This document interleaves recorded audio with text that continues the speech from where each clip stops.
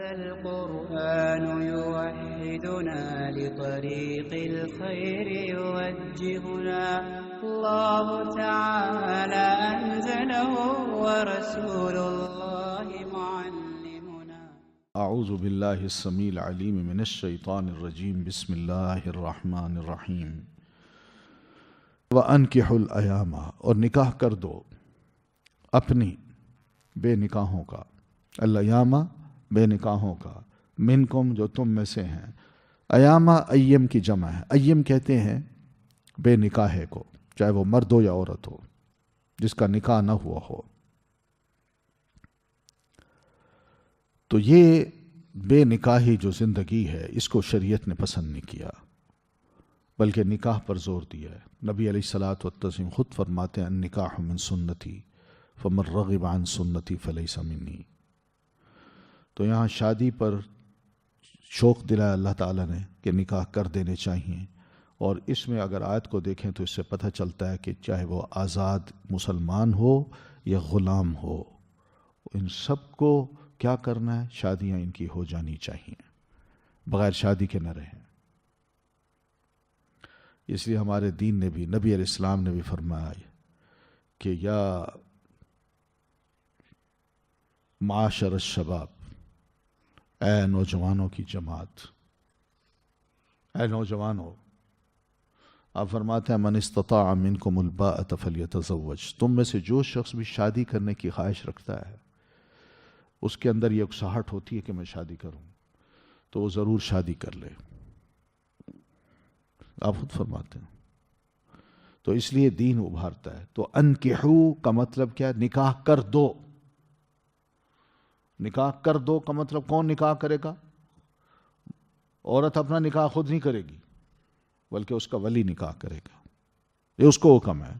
ایامہ M کی جمع، M کہتے ہیں بے نکاحے کو. بے نکاح کون ہوتا ہے؟ کنوارا بھی ہو سکتا ہے، کنواری بھی ہو سکتی ہے.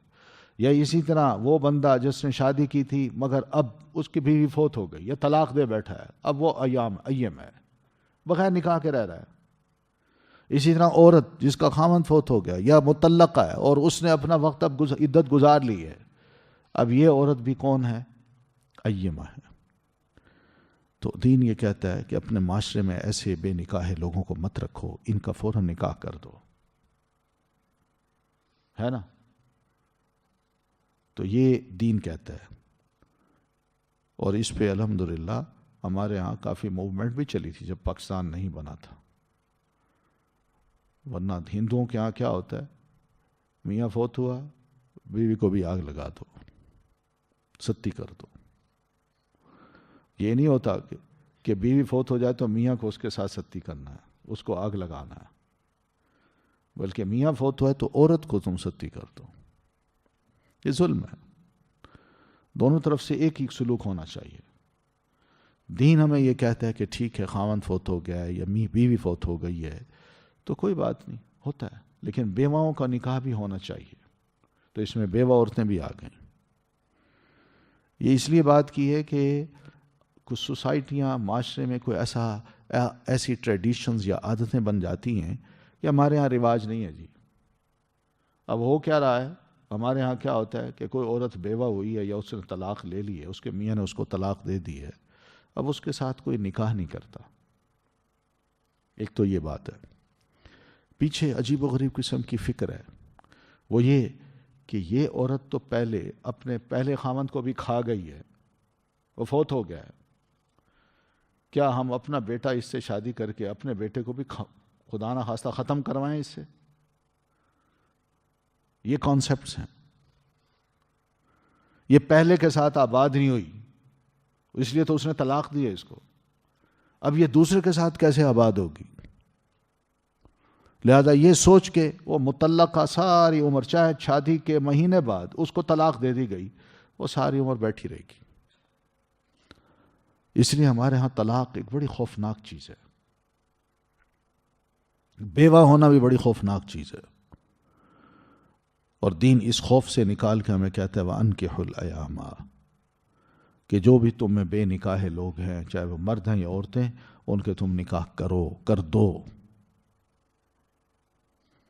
یہ ہونا چاہیے.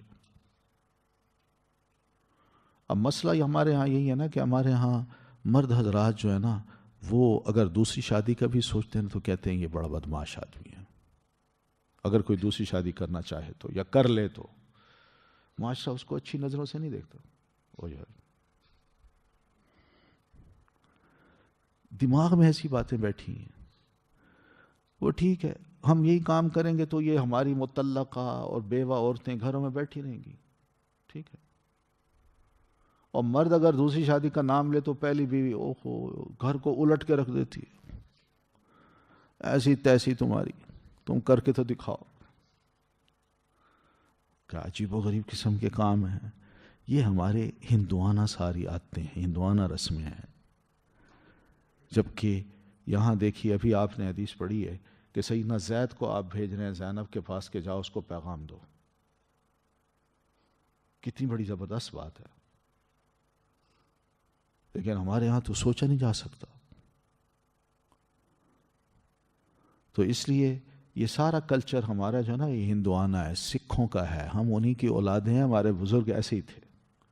وہی عادتیں ہمارے اندر آ گئی ہیں اور کچھ نہیں. ہم نے اسلام کو بس نام دے رکھا ہے, بس ہم مسلمان ہیں, نام مسلمانوں کا ہے. 5 وقت کی نماز مسجد میں پڑھ لیں اور قرآن شریف پڑھ لیں. مسائل جو ہے نا وہ اس پہ ہم عمل نہیں کر سکتے. اپنی سوسائٹی کو, اپنی عادتوں کو, ٹریڈیشنز کو ہم بدلنا نہیں چاہتے. وہ نہیں ہو سکتا. شاہ جی ہیں تو وہ کہتے ہیں ہم سید ہیں. ہماری بیٹی جو ہے نا سیدوں میں جائے گی, غیر سیدوں میں ہم شادی نہیں کرتے. 40 سال کی ہو گئی ہے, 55 سال کی ہو گئی ہے, بیٹھیے گھر میں. کوئی شاہ جی آئے گا تو شادی کرے گا ورنہ نہیں کرے گا. اور پھر بہت سے لوگ ایسے ہیں جو تنگ آ کے انہوں نے کہا یار معاشرے میں ویسے ہمارا کوئی مقام تو ہے نہیں. وہ اپنے نام کے ساتھ سید یا آخر میں شاہ لگا لیتے ہیں. انہوں نے کہا یوں نہیں تو کم از کم اس طرح تو کوئی مقام ملے گا نا.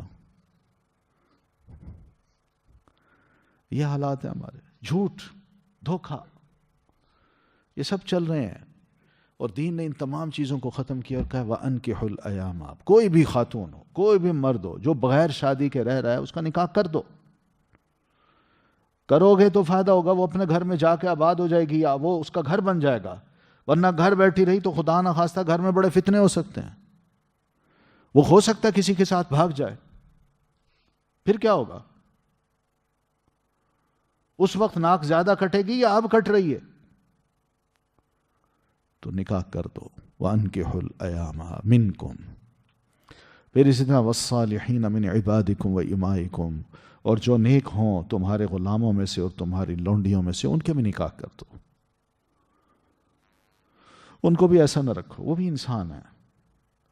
اور ان کی نیکی, صلاحیت, خیر ان کے اندر تمہیں محسوس ہو کہ یہ غلام ہے, اتنے عرصے سے میرے ساتھ رہ رہا ہے, اس کو میں نے امین بھی پایا ہے, اس کو نیک بھی پایا ہے, یہ میرے گھر میں آتا ہے, میرے بچیوں کے ساتھ, بیوی کے ساتھ, میرے رشتہ داروں کے ساتھ بڑے شرم و حیا سے, باوقار انداز سے گفتگو کرتا ہے, کوئی اس کی غلط حرکت میں نے نوٹ نہیں کی, نماز بھی پڑھتا ہے, قرآن بھی پڑھنے کا بھی اس کو شوق ہے, اور نیکیوں کے بارے میں علم کو حاصل کرنے کا بھی شوق ہے. کئی ایسی چیزیں ہیں جو انسان محسوس کر لیتا ہے. تو یہ صلاحیت, یہ نیکی اگر اس میں نظر آئے تو ایسے غلاموں کو غلام بنا کے نہ رکھو, بلکہ ان کی بھی شادیاں کر دو, ان کو آباد کر دو.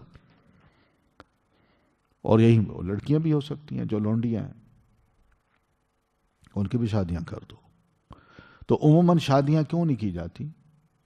وہ یار دوسری شادی کر لی تو پتہ نہیں میں کہاں سے لاؤں گا, پہلی کو بھی بڑی مشکل سے کھلا رہا ہوں, میں دوسری کو کیسے کھلاؤں گا. یا آج کل ہمارا نوجوان اکثر و بیشتر یہ سوچتا ہے میں شادی کیسے کروں, میں سیٹل تو ہو جاؤں, ابھی تو کوئی جاب ہی نہیں ہے میرے پاس, کوئی انکم ہی نہیں ہے. اور گھر والے بھی کہتے ہیں خبردار شادی کا نام لیا تو, اپنا کماؤ, گھر بناؤ اور وہیں سے شادی کرو. شادی بھی خود اپنی کرنی ہے, ہم نے کوئی پیسے نہیں دینے, اور پھر اس کے بعد بیوی کو بیاہ کے گھر لاؤ. بتائیے, نوجوان کی نوجوانی جو ہے نا ذبح کی جا رہی ہے والدین کی طرف سے.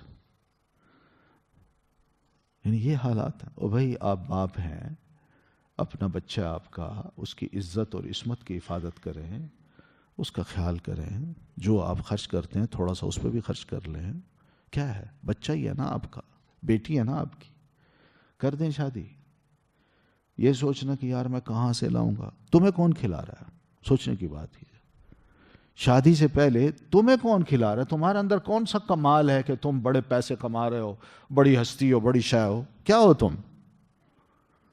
ایک بیوی کو گھر میں لا کے اس کا بوجھ تم نہیں اٹھا سکتے، اور پھر خوف یہ کھاتے ہو او یار میرا تو اپنا گزارا نہیں ہوتا، میں بیوی کو کہاں سے کھلاؤں گا؟ اللہ فرماتے ہیں یکونوا فقراء، اگر وہ خدا نخواستہ محتاج ہوں گے، فقیر ہوں گے، تو شادی کرو، یغنیہم اللہ من فضلی، اللہ ان کو غنی کر دے گا اپنے فضل و کرم سے۔ بعض اوقات بیویاں بھی بڑی برکتیں لے کے گھر آتی ہیں، یقین مانیں، اور نیک بیوی خاص طور پہ۔ اس لیے نبی علیہ السلام نے فرمایا نیک بیوی سے شادی کرو۔ کیا لفظ ہیں آپ کے؟ فاظفر بذات الدین تربت یداک، اور نیک بیوی سے، دیندار عورت سے شادی کرنا، کامیاب رہو گے۔ تو یہ نیک بیوی وہ نہیں مطالبے کرتی، میں جی کوئی ایسی لڑکی سے شادی کرنا چاہتا ہوں، سمارٹ ہو، خوبصورت ہو، اس کی فزیک اس طرح کی ہو، چنچل اس طرح ہو، شوخیاں اس کے اندر یہ ہوں، یہ ساری، اور وہ نخروں سے جب گھر آتی ہے تو آتے ہی پہلے دن یہ مطالبہ کرتی ہے کہ مجھے یہ لا دو، یہ لا دو، یہ لو۔ کہتے ہیں میں تو سب کچھ واری کر دوں، اور 2-4 ہفتے گزرتے ہیں، سب واری کر کے خالی ہاتھ بیٹھا ہوتا ہے۔ اب وہ مطالبہ کرتی ہے تو یہ ضرورت پوری نہیں کر سکتا، تو لڑائیاں جھگڑے ہوتے ہیں، اور وہ سناتی ہے تم تو پاجی ہو، پاجی کیا ہے تمہارے پاس؟ کیوں مجھے بیاہ کے لائے تھے جب تم میری ضرورت ہی پوری نہیں کر سکتے تھے؟ عجیب و غریب باتیں سننے کو آتی ہیں۔ یہ ساری یہ وہ خواہشات ہیں جو انسان چاہتا ہے کہ دین کو ایک طرف کر کے میں دنیا آج جو رواج پار چکی ہے میں اس کو اپنا کے اپنے آپ کو چلوں تو معاشرے میں سیٹل ہو جاؤں گا، ورنہ نہیں ہو سکوں گا۔ دنیا مجھے کہے گی کہ یہ دونوں میاں بیوی کچھ نہیں ہے، مگر میں چاہتا ہوں کہ ہم دونوں نمایاں ہوں، دنیا کہ واہ کیا زبردست مثالی جوڑا ہے۔ ہاں، گھر سے باہر مثالی جوڑا ہوتا ہے اور پتہ نہیں گھر میں کیسا جوڑا ہوتا ہے۔ دیکھیں بڑے جوڑے ایسے گھر کے باہر زبردستی اپنی عزتیں کرواتے ہیں، مگر گھر کے اندر کوئی افسر اپنے آپ کو افسر نہیں سمجھتا۔ یقین مانے گھر کی 4 دیواری کے اندر ہر افسر اپنے آپ کو گھر کے اندر افسر نہیں سمجھتا، کیونکہ گھر کے اندر اس کے اوپر ایک اور افسر ہوتا ہے۔ حقیقت ہے، یہ حالات ہیں ہمارے۔ ہماری چوائس جب ایسی تھی تو اللہ تعالیٰ نے ہمیں یہ دن دکھانے ہیں، ہم نے وہ تعلیم جو دین کی تھی اس کو چھوڑا ہے کہ فاظفر بذات الدین تربت یداک۔ ہم نے کہا پیسے نہیں ہے کیسے شادی کروں؟ اللہ کہتا ہے بھئی تم شادی کرو، مت خوف کھاؤ اس بات کا کہ یہ کہاں سے کمائیں گے، کیسے کھائیں گے، کریں تو صحیح شادی۔ یغنیہم اللہ من فضلی، اللہ اپنے فضل و کرم سے ان دونوں کو غنی کر دے گا۔ حقیقت ہے، شادی ہوتی جائے، دیکھیں آپ گھر میں اگر نیک بیوی آ گئی ہے تو آپ خود محسوس کریں گے کہ واقعی گھر کے اندر بڑی برکتیں ہو گئی ہیں، ہر شے میں برکت نظر آ رہی ہے۔ کپڑے ہیں تو وہ بھی ٹھیک ہیں، کھانا ہے تو وہ بھی اچھا ہو گیا ہے، گھر کی جو حالت ہے وہ بھی بہتر ہوتی جا رہی ہے، آہستہ آہستہ سب کام ٹھیک ہو جاتے ہیں۔ یہ وہ اللہ کا فضل ہوتا ہے۔ نیک، شرط یہ کہ انسان نیک ہو اور نیک بیوی کا انتخاب کر کے گھر میں لائے تو۔ اور یہ یاد رکھیے نیک بیوی ڈیمانڈنگ نہیں ہوتی، وہ ڈیمانڈ نہیں کرتی، وہ کہتی جو ہے الحمدللہ میری سرتاج، آپ جو کما آتے ہیں، دال ہے، روٹی ہے، روکھی ہے، سوکھی ہے، میں وہ کھانے کو تیار ہوں، بس آپ اپنے آپ کو میری طرف سے پریشان نہ کریں۔ حقیقت میں بتا دوں، لیکن ایسی بیوی جو گھر میں آ جائے اور ڈیمانڈنگ ہو تو میاں کی تنخواہ ملے گی مہینہ بعد، اور مہینہ پہلے وہ خالی ہو چکا ہوتا ہے۔ فضول خرچیاں جس کو کوئی تمیز ہی نہیں ہے کہ پیسے ہم نے کہاں خرچ کرنے ہیں، جوڑے پہ جوڑا بنا رہی ہے، جوتیوں کو رنگ بھی اسی کے ساتھ آ رہے ہیں، لپسٹک بھی اسی رنگت کی آ رہی ہے، کیا کیا خرچے ہیں۔ اور میاں کہتے یار میں کیا کروں، کما کما کے تھک گیا ہوں لیکن گھر میں کچھ نظر نہیں آتا. تو یہ وہ سب چیزیں ہیں جس سے کوئی اللہ کا فضل گھر میں نہیں آتا. اللہ کا فضل اس صورت میں آئے گا جب کہ عورت اور میاں دونوں نیک ہوں اور نیکی کی بنیاد پہ شادی کریں. اللہ نے چاہا تو اللہ خود وعدہ کرتا ہے کہ میں وعدہ کرتا ہوں کہ میں ان کو اپنے فضل و کرم سے غنی کر دوں گا. واللہ واسع علیم، اور اللہ خوب وسعت والا ہے، خوب علم والا ہے. آج جہاں یہ خواہش رہ گئی ہو، لوگ نوجوان ایک دوسرے کو سناتے رہتے ہیں، سمجھاتے رہتے ہیں، اوے کسی بڑے باپ کی بیٹی سے شادی کرنا، ساری عمر سوکھے رہو گے.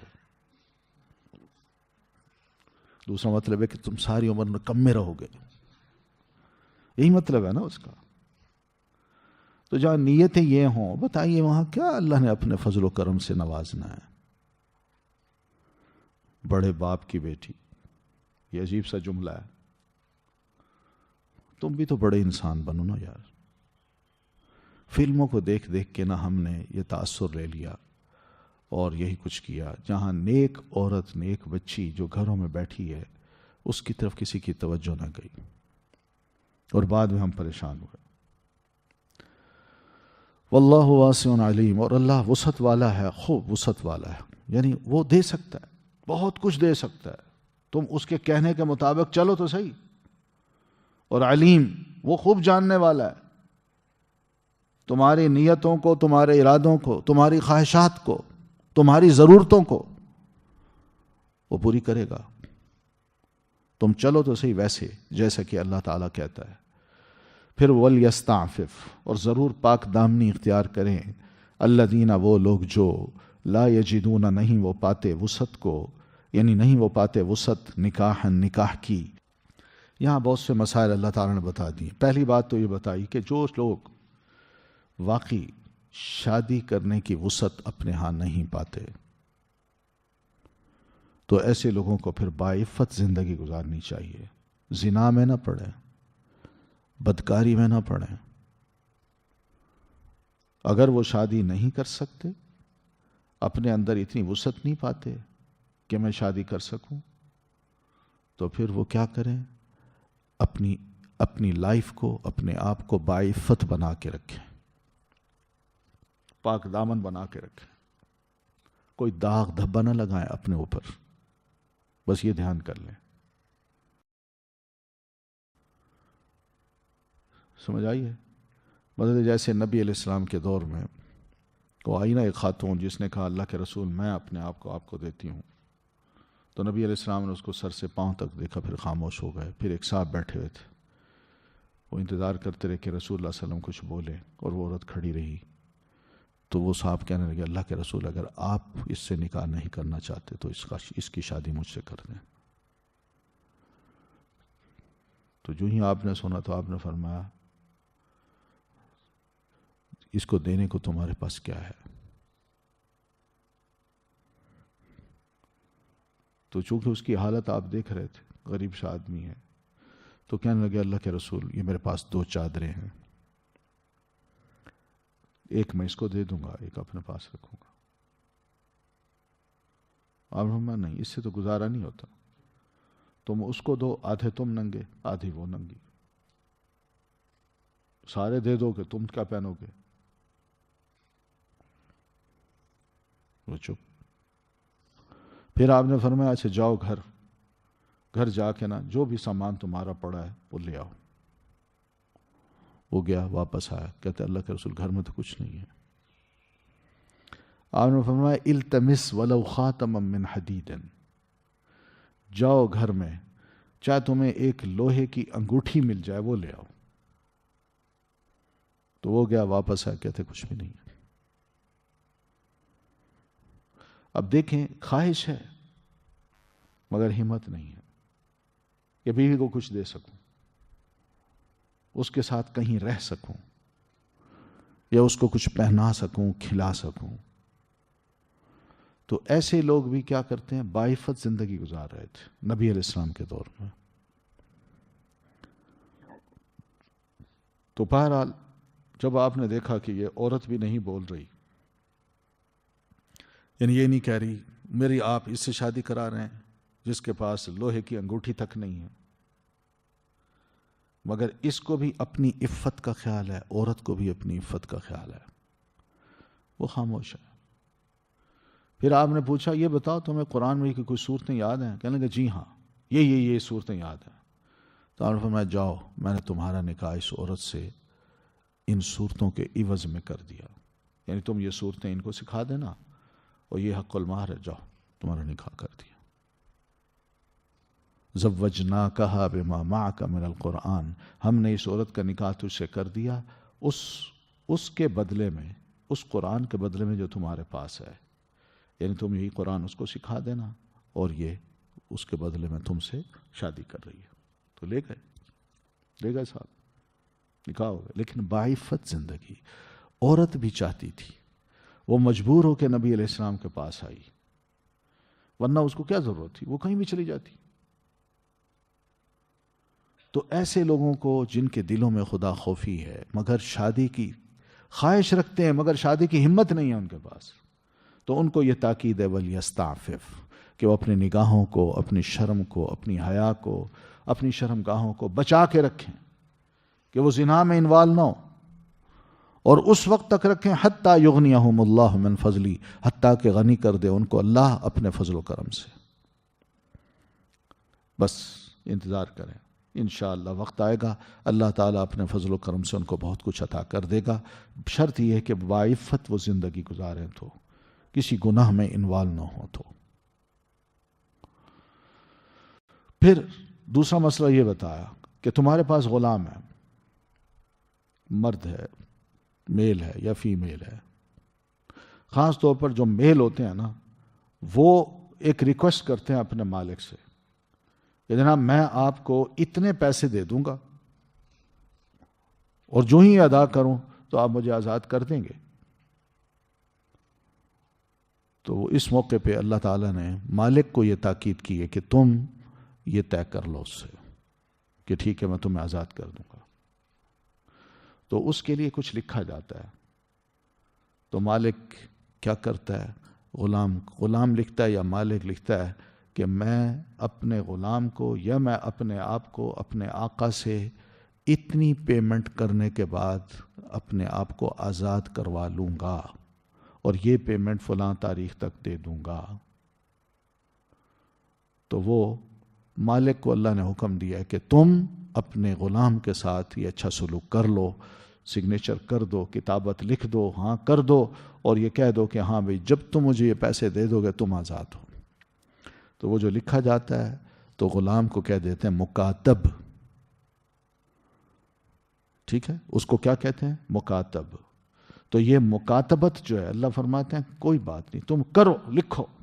اب دیکھیں معنی والذین یبتغون الکتاب، اور وہ غلام جو چاہتے ہیں مکاتبت کو یعنی آزادی کی تحریر کو، مما ملکت ایمانکم، ان میں سے جن کے مالک ہیں دائیں ہاتھ تمہارے، ٹھیک ہے نا، یعنی جو تمہارے غلام ہیں وہ اگر چاہتے ہیں مکاتبت فکاتبوہن، تو تم مکاتبت کر لو ان سے، ان علمتم فیہم خیرا، اگر تم معلوم کر لو ان میں کسی بھلائی کو، یعنی تو بتاؤ شریف ہے، آزاد ہو گیا تو خدا نخواستہ یہ ہمارے معاشرے کو نقصان نہیں دے گا، بھلا آدمی ہے، ٹھیک ہے، اس کا رویہ بہت اچھا ہے، یہ نیک بن گیا، نمازی ہے، اور اسی طرح اور بڑے اچھے اچھے کام کرتا ہے، دھوکہ نہیں دیتا، لوگوں کو تنگ نہیں کرتا، لڑائی جھگڑا اس نے کبھی نہیں کیا۔ کئی خیر کی باتیں ہوتی ہیں جو انسان مالک جو ہے نا وہ محسوس کرتا رہتا ہے۔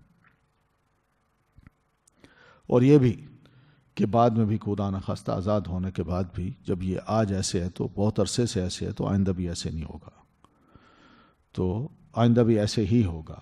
تو ایسی صورت میں فکاتبوہم، تم ان سے کتابت کر لو۔ پھر وہ کتابت ہو گئی، اب وہ وقت قریب آ رہا ہے مگر اس کے پاس رقم ابھی پوری نہیں ہوئی، اس نے بڑی محنت کی، جو بھی کر سکا مزدوری محنت کر سکا وہ کرتا رہا 10,000 دینے تھے مگر اس کے پاس 8,000 جمع ہو گئے۔ اب اللہ تعالیٰ فرماتے ہیں وَآتُوهُم مِّن مَّالِ اللَّهِ الَّذِي آتَاكُمْ، اور مال کو تم دو انہیں اللہ کے اس مال سے جو اللہ نے تمہیں دے رکھا ہے۔ اب تم بھی ان کو کچھ دے دو، مہربانی کرو تم، وہ کیا مال ہے؟ زکوٰۃ نکلتی ہے، تو یہ زکوٰۃ بھی اس کو دی جا سکتی ہے، کیونکہ انما الصدقات للفقراء کے بعد کیا ہے؟ وفی الرقاب، اور گردنوں کی آزادی میں بھی اپنے پیسوں کو لگا دو، زکوٰۃ دے دو، تو اپنی زکوٰۃ اس کو دو، وہ 2-2.5 ہزار جو بھی بنتی ہے وہ اس کو دے دو اور کہو یہ لو، اور تم پیسے دے کے اپنے آپ کو آزاد کرو، تو یہ تعاون بھی ہوگا، نیکی بھی ہوگی، ٹھیک ہے نا؟ اگر تم نہیں دو گے تو وہ غلام ہی بنا رہے گا۔ وہ آزادی چاہتا ہے، اور دین حقیقت یہی چاہتا ہے کہ جلد از جلد غلام آزاد ہو جائے، دین یہ نہیں چاہتا کہ غلامی کو باقی رکھے، ٹھیک ہے نا؟ وَلَا تُكْرِهُ فَتَيَاتِكُمْ۔ اب تیسرا مسئلہ اسی آیت میں یہ بھی سمجھایا کہ جاہلی دور میں لونڈیوں کو مالک مجبور کرتے تھے کہ تم جاؤ بدکاری کراؤ، پیسے کما کے لاؤ اور مجھے کھلاؤ۔ یہ جاہلی دور میں ایسے کام کرتے تھے۔ اب لوگ چونکہ مسلمان ہو گئے تھے، لونڈیاں ان کے پاس تھیں، تو اللہ تعالیٰ نے اب اس رسم کو اور اس آمدنی کو حرام قرار دیتے ہوئے مسلمانوں کو سمجھایا کہ ولا تکریہو، اور نہ تم مجبور کرو، فتیاتکم، اپنی باندیوں کو، علی البغاء، بدکاری پر، ان اردنا تحسنا، اگر وہ پاک دامن رہنا چاہیں تو کیوں ان کو مجبور کرتے ہو کہ جاؤ کما کے لاؤ کچھ پیسے؟ یہ کوئی اچھی لائف ہے؟ اچھی انکم ہے؟ کتنی گندی انکم ہے، کتنی غلط قسم کی انکم ہے۔ وہ لڑکی پاک دامن رہنا چاہتی ہے، وہ اس کام کو پسند نہیں کرتی، مگر مالک اس کو مجبور کرتا ہے، تو مالک کی مجبوری کی وجہ سے وہ جاتی ہے، یہ برا کام کر کے آتی ہے اور پیسے لا کے مالک کو دے دیتی ہے۔ تو دین نے منع کیا ہے کہ نہ، تم بالکل ان کو مجبور نہ کرو۔ زور دیا کرتے تھے نا کہ جاؤ کما کے لاؤ، تو یہ اللہ فرماتے ہیں بالکل یہ کام نہ کرو، اور ساتھ سمجھا دیا تبتغوا عرض الحیات الدنیا، اس دنیا کی سامان زندگی تم تلاش کرتے ہو، اس ذریعے سے شرم کرو۔ یعنی عورت اپنی عفت اور عصمت بیچ کے آئے اور تھوڑے سے پیسے لائے اور تمہارے ہاتھ میں تھما دے اور تم کہو یہ انکم ہے میری بڑی اچھی، یہ کیا ہے؟ شرم کرو ایسی انکم سے۔ ایسی انکم تم حاصل کرنا چاہتے ہو تو یہ کام نہ کرو۔ دونوں کام غلط قرار دیے۔ ان کی عصمت فروشی کا کاروبار جو ہے وہ بھی غلط قرار دیا، اور پھر اس کی انکم کو بھی غلط قرار دیا، ٹھیک ہے؟ تو اب سوچئے کہ جس دین نے یہ سمجھایا ہو، کیا اس دین میں اور اس مسلمان معاشرے میں عصمت فروشی کا بازار جو ہیں وہ ہوں گے؟ کوئی ایسے علاقے ہوں گے جہاں عصمت فروشی ہوتی ہو؟ سوال ہی پیدا نہیں ہوتا۔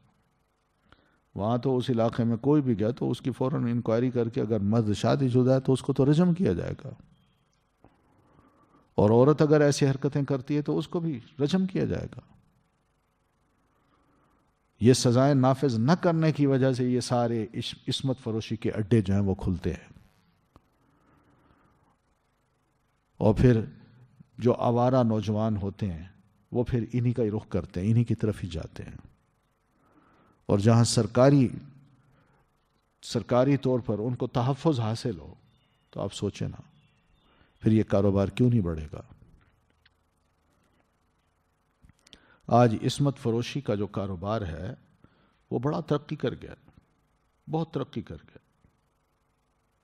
بڑی بڑی ملٹی نیشنل کمپنیوں میں جو یہاں پہ ہمارے اپنے نوجوان جاب پا کے بڑے خوش ہوتے ہیں کہ مجھے اس پورے علاقے کا انہوں نے فلاں ملٹی نیشنل کمپنی نے پورے علاقے کا ڈی جی بنا دیا ہے یا ذمہ دار بنا دیا ہے، تو ذمہ داری تو دی ہے، مگر اس ذمہ داری میں تنخواہ بھی بڑی اچھی دیتے ہیں، مگر اس تنخواہ کے ساتھ اس کی کچھ اور ذمہ داریاں بھی ہو جاتی ہیں کہ ہمارے بندے آئیں گے، تم نے ان کے لیے ہوٹل میں رہائش کا بندوبست بھی کرنا ہے، کمرے بھی بک کرانے ہیں، شراب کا بھی بندوبست کرنا ہے، اور لڑکیوں کا اور عورتوں کو بھی بندوبست کرنا ہے۔ یہ سارا تم نے کام کرنا ہے۔ یہ کیسی نوکری ہے بھائی؟ فحاشی کو یعنی فحاشی کا کاروبار عام ہو اور اس پہ تم تنخواہ لو، یہ کیسی نوکریاں ہیں؟ مگر اس پہ ہم بڑا فخر کرتے ہیں. اور یہی لوگ پھر آگے جب بڑھتے ہیں اور سارے معاشرے کو دیکھتے ہیں اور ایسی ایسی عورتوں سے ان کے تعلقات ہو جاتے ہیں اور ان کو پتہ ہوتا ہے کہ یہ کام کون کون کرتا ہے، ایسے گروہوں کے ساتھ ان کے تعلقات اور وقت پر سب کچھ پرووائڈ کر دینا یہ ان کا فرض ہوتا ہے. بے حیائی اس طرح پھیل رہی، عصمت فروشی یہ ہے. اور پھر ایسی خواتین کو لا کے ان کی قیمت لگائی جاتی ہے کہ تم اتنے دن اس کے ساتھ رہو گی تو تمہیں اتنے پیسے دیں گے، اور اتنی راتیں رہو گی تو اتنے پیسے دیں گے. یہ سب کاروبار ہے. نام یہ ہے کہ میں بڑی بڑی کمپنیوں میں کام کر رہا ہوں. اور پھر آج کل جو ہم نے عورت کو بھی کہہ دیا کہ تم بھی اب جاب کر سکتی ہو، تو وہ جاب کر رہی ہے اور پھر ٹریولنگ کر رہی ہے اور پھر جا رہی ہے اجنبیوں کے ساتھ کسی غیر علاقے میں. مرد بھی ہیں، لڑکیاں بھی ہیں، ساتھ عورتیں بھی ہیں، اور میاں گھر میں بیٹھا ہے. والدین نے مطمئن ہو کہ ٹھیک ہے جی یہ گروپ جا رہا ہے کوئی حرج نہیں، لیکن پتہ نہیں کیا کرتا ہے وہاں. اس میں بڑا ایک انٹرسٹ، لطف محسوس کرتے ہیں یہ لوگ وقتی طور پر کہ فیلڈ ورک ہے ہمارا بڑا. یہ سب اندر ہی اندر بہت برا حال ہے، بڑا برا حال ہے. اور تو اور اب جو صورتحال ہے وہ یہ بھی ہے کہ لوگ کیا کرتے ہیں کہ ایک شہر کے اندر کسی آبادی، بڑی اچھی پاش آبادی میں ایک بڑی کوٹھی کرائے پہ لے لی، اور کوٹھی کرائے پہ لے کے وہاں اپنے مخصوص لوگوں کو بتا دیا کہ بھئی آپ کو کوئی ضرورت ہو تو آپ ہمارے ہاں دوپہر کا وقت گزار لیا کیجئے، ہم آپ کو ساری سہولتیں پرووائڈ کریں گے. اور وہ اٹھتے ہیں لنچ ٹائم پہ، ساتھ سیکٹری کو بٹھایا، دونوں آئے، وہاں گئے، سب کچھ تیار ہے، گھنٹہ ڈیڑھ گھنٹہ گزارا، واپس چلے گئے. اور جی ہم تو کھانا کھانے گئے تھے. یہ سارے کاروبار ہیں، حرام کاروبار. اس حرام کاروبار کی وجہ سے نبی علیہ الصلوۃ والسلام فرماتے ہیں جس قوم میں زنا عام ہوا، عصمت فروشی کا کاروبار عام ہوا، اللہ تعالیٰ نے اس معاشرے میں بھوک پیدا کر دینی ہے. یہ بھوکے ہیں، بھوکے لوگ، سب کچھ حاصل کرنے کے باوجود بھی پھر بھی یہ بھوکے رہتے ہیں.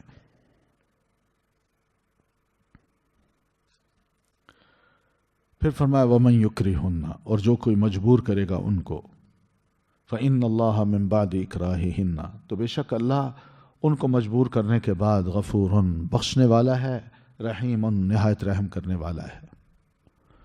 تو یہ بھی ہے کہ جس نے اپنی لونڈی کو مجبور کیا کہ جاؤ یہ پیشہ کر کے آؤ، اور وہ دل سے نہیں چاہتی تھی تو وہ گئی ہے مالک کے کہنے پہ، تو اب مالک گناہ گار ہے، وہ عورت گناہ گار نہیں ہے، وہ لونڈی گناہ گار نہیں ہے. اللہ اس کو تو معاف کر دے گا، مگر اس سے جو یہ کام کراتا ہے اللہ تعالیٰ اس کو معاف نہیں کرے گا، اس کو سزا ضرور دے گا. وَلَقَدْ أَنزَلْنَا، اور البتہ تحقیق اتاری ہم نے، الیکم، طرف تمہارے، آیات مبینات، آیات واضح. اللہ فرماتے ہیں یہ دیکھیے مسلمانوں، میں نے تمہاری ہدایت کے لیے، تمہاری رہنمائی کے لیے قرآن مجید میں کتنی واضح آیات کو، یعنی واضح مسائل کو کھول کھول کے بیان کر دیا ہے، اور یہ آسمان سے اتار کے کیا ہے. ان پر عمل کرو، ان کو مانو، یہ اس میں تمہاری بھلائی ہے. اور پھر وَمَثَلًا، اور پھر اسی قرآن مجید میں نے مثالیں بھی پیش کی ہیں، مِنَ الَّذِينَ خَلَوْا مِن قَبْلِكُمْ، ان لوگوں کی جو تم سے پہلے گزر چکے ہیں. وہ اگر بدکار تھے، انہوں نے برے کام کیے، نافرمانیاں کی، یعنی اس بے حیائی کو پروموٹ کیا، تو میں نے ان کو کیسی کیسی سزائیں دی. یہ بھی بتا چکا ہوں، مثالیں اس کی دے چکا ہوں. قوم لوط کی کیسی سزا ان کو ملی ہے. اور پھر وَمَوْعِظَةً لِّلْمُتَّقِينَ، یہ آیتیں جو بالکل واضح مسائل کی صورت میں تمہارے سامنے ہیں، اس میں متقی لوگوں کے لیے بہت زبردست نصیحت ہے. وہ انہی پر عمل کر کے اپنے آپ کو نیک بناتے ہیں، اللہ کا فرما بردار بنا لیتے ہیں. یہ فائدہ ہے اس کا. وہ اللہ سے ڈرتے ہوئے کوئی غلط کام نہیں کرتے. ٹھیک ہے، چلیے یہیں تک کافی ہے. مسائل ہیں، چھوٹے چھوٹے مسائل ہیں، ضروری ہیں سمجھنا ہم سب کے لیے اور آپ کے لیے جاننا بھی. سبحانک اللہم و بحمدک اشہد ان لا الہ الا انت استغفرک و اتوب الیک. اللہ تعالی انزلہ ورسول اللہ معلمنا رسول اللہ معلمنا